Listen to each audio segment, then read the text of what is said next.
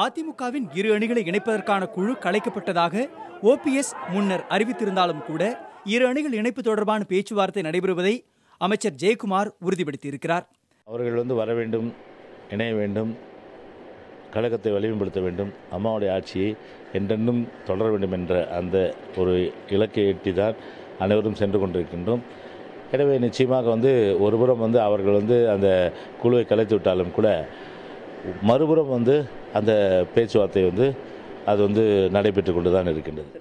இந்த பேச்சுவார்த்தையில் ஓபிஎஸ் அணியின் மூத்த நிர்வாகிகள் ஈடுபட்டிருப்பதையும் ஜெயக்குமார் ஒப்புக்கொண்டுள்ளார். ஓபிஎஸ் அணியை சார்ந்த சில மூத்த நிர்வாகிகள் உங்கள் தலைமையில் எடப்பாடி பழனிசாமி அவர்களை சந்திச்சு தான் ஒரு தகவல் இருக்கு. அதெல்லாம் சந்திச்சுட்டு தான் இருப்பாங்க. அதில் எந்த விதமான ஒரு மாறுபட்ட கருத்தும் இல்லை. அதான் நான் ஏற்கனவே சொன்ன மாதிரி அது ஒரு நல்ல ஆரோக்கியம் தர விஷயம் தானே அது. ஆனால் பேச்சுவார்த்தை நடத்துவதை ஓபிஎஸ் அணியைச் சேர்ந்த KP முனுசாமி மறுத்திருக்கிறார். மேலும் இதுபோன்ற கருத்துக்களை வெளியிட ஜெயக்குமாருக்கு உரிமை இல்லை என்றும் கூறியிருக்கிறார்.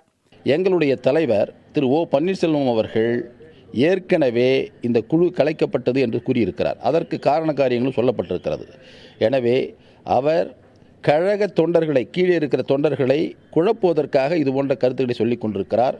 தயவு செய்து அந்த கருத்துக்களை அவர் அதோடு நிறுத்திக் கொள்ள வேண்டும் என்று நான் கேட்டுக்கொள்கிறேன். அதே சமயம் முதலமைச்சர் எடப்பாடி பழனிசாமியை ஓபிஎஸ் அணியைச் சேர்ந்த மாஃபா பாண்டியராஜன் சந்தித்ததை KP முனுசாமி மறுக்கவில்லை. இந்த GSTயில் டெல்லியில் நடந்து கொண்ட கருத்தரங்களுக்கு அவர் சென்று வந்திருக்கிறார். இப்போ இருக்கின்ற மற்ற அமைச்சர்களால் பதில் சொல்ல முடியாத ஒரு சூழல் இருக்கிறது. ஒருவேளை அந்த ஆலோசனை கூட இருக்கலாம் அல்லவா? தினகரன் போன்றவர்கள் தான் இந்த கட்சியில் இல்லாதவர்கள், கட்சிக்கு சம்பந்தம் இல்லாதவர்கள். எடப்பாடி பழனிசாமி இந்த கட்சியில் இருக்கின்ற ஒரு உறுப்பினர், முதலமைச்சராக இருக்கலாம். அவரும் இந்த கட்சியில் சேர்ந்தவர், புரட்சித் தலைவி அம்மாவினுடைய தொண்டர். அந்த வகையிலே அவரோடு பேசுவது எந்த விதமான தவறும் இல்லை என்று நான் கருதுகிறேன். இந்த சூழலில் எடப்பாடி பழனிசாமியே முதல்வராக தொடர்வார் என்றும் கட்சியை வழிநடத்துபவராக ஓ பன்னீர்செல்வம் இருப்பார் என்று அதிமுக அணிகள் இணைப்பு பேச்சுவார்த்தையில் முடிவெடுக்கப்பட்டதாக தகவல் வெளியாகியுள்ளது.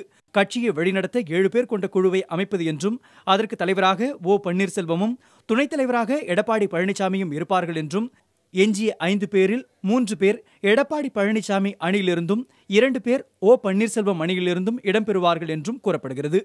மேலும் பன்னீர்செல்வம் அணியைச் சேர்ந்த 2 பேருக்கு அமைச்சர் பதவி வழங்க முதலமைச்சர் எடப்பாடி பழனிசாமி சம்மதம் தெரிவித்துள்ளதாகவும் கூறப்படுகிறது. புதிய தலைமுறைக்காக செய்தியாளர் குழுவுடன் ரகுவரன்.